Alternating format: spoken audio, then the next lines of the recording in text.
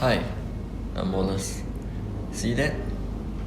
If you want to learn how I did it, follow me. Over here are our 3D printers, the Ultimaker and the Prusa. And these are some 3D printed custom keychains. Look, the Flash Forge has finished its print. Now let me show you some of the things I've printed. Landscape model of New York, the Napier Deltic engine, a grand piano, and a little fame. Moving on. This is one of the 3D models that I've designed. It is used to prevent spillage of the coffee powder.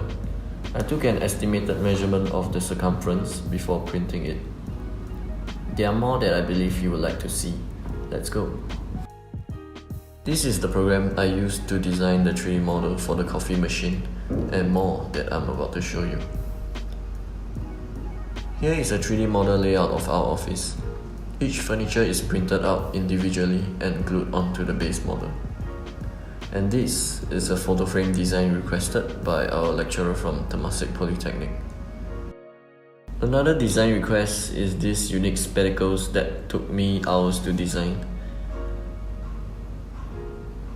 Moving on to the last project, I'm going to show you the Arduino soundboard. The red thing you see is a 3D printed case designed specifically to fit the components of the Arduino board together.